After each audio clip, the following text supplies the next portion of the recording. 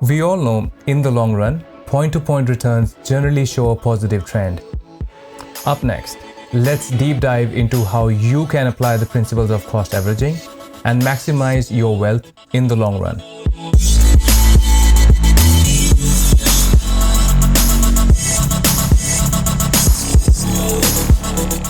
Welcome to the State of Finance. My name is Abhishek.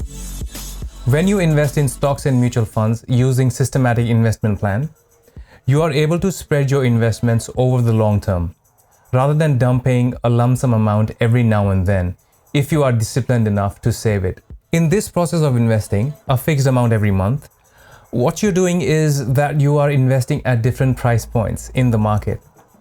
Let me show you what I mean. Let's say you invest $500 on the first of every month in the stocks or mutual funds of your choice. Assuming in the first month, the stock price or unit price is $10. You end up fetching 50 units or shares. Now comes the second month and price has gone down to $9.80. The same amount of $500 this time will buy you around 51.02 units.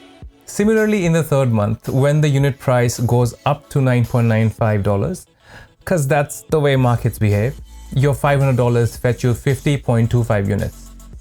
Let us see where you stand after just 2 years of investing like this.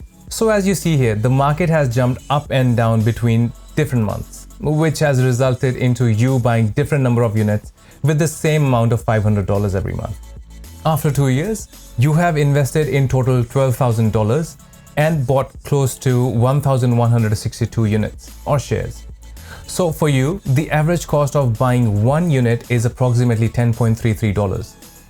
This is because you have been buying even when the markets were at the lowest point at $8.95 and even when they were at their peak at $11.65 a unit. Therefore, cost averaging helps tackle the short-term volatility in the market. The most common way of employing cost averaging is by using systematic investment planning. This involves you investing money at fixed intervals, usually monthly because people are paid monthly. One can even sail through the toughest market recessions using this principle. Although a temporary turbulence is felt every now and then in the market, but in the end it all averages out. One of the biggest advantages of this method is that it eases you into the markets and does not rush you with lump sums. Studies have shown that when inexperienced people start investing small amounts periodically, they gradually tend to develop more interest in studying about the stocks or mutual funds or markets, since they see their money getting invested every month. This leads to developing gradual learning and increased interest in this field, which you would agree is always a positive.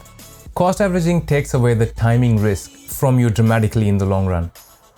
You can save yourself the effort and time wasted in predicting the next bottom or the peak of the market.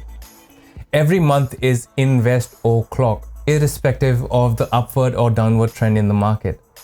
Some key points to keep in mind so as to throttle up the cost averaging potential are as follows. Do not discontinue investing when the markets are low.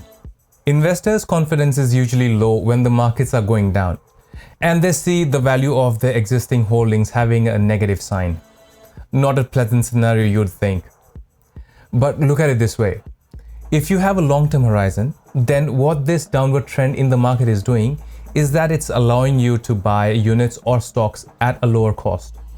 This will help you bring your average buying cost down in the long run. And when in future you have to sell and realize your holdings, these cheaply acquired units will result in some serious gains. And by the way, how many years is long-term? I would consider any period over 5 to 7 years, rather 7 years to be safe, as long term. This point is relevant for people investing in stocks. Keep investing when the markets are down, but since you are yourself in charge of the portfolio, unlike mutual funds where you've got professional managers managing the buying and selling, etc., set a stop loss figure for your shares. And if certain shares hit that stop loss mark, sell them, book the loss. Do not keep yourself anchored to any false hopes if the current scenario hints otherwise. Factor in transactional costs, commissions, and fees. Buying frequently can cost more than a lump sum. This affects your return on investment.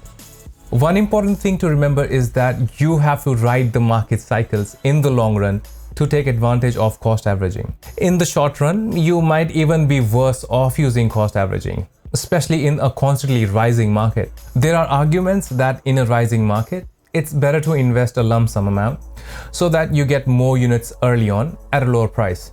Let me give you an example. If you had to, say, invest $500 again for, say, 12 months, you might see just one upward trend and might get away with proving that cost averaging does not work. What you see here in this spreadsheet is that the market is constantly going up month on month over this 12-month period. So by investing $500 every month, at the end of the year, you have fetched around 578 units. If you had the lump sum of $6,000 invested in the very first month, you would have fetched 600 units, which are obviously more than the number of units obtained under cost averaging method. But in reality, a permanent long upward trend is not practically seen in the market for a period beyond 5 to 7 years. There are many periods of short-term volatility in the long run. This criticism for cost averaging only comes from an investor who targets investing for short-term and has lump sum amount available to invest at lower prices. In this channel, we do not talk about investing for months, but investing for years. And we talk about investing every month as a financial habit and not lump sum amounts as per your convenience. So basically, if you are looking for retirement or any other long-term planning, you are looking at a period of more than 5 to 7 years. Any period lesser than that is classified as short or medium term. And there are other strategies for these investments, which can be discussed in future videos. Paying monthly mortgage for your house or other real estate does not mean cost averaging.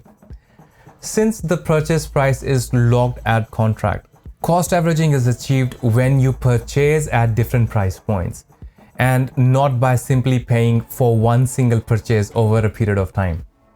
I hope this video helped you understand the principle of cost averaging. Subscribe to the channel if you like such content and hit the bell icon to receive notification about latest videos from us. I will see you in the next one. Till then, work smart and invest even smarter. Peace.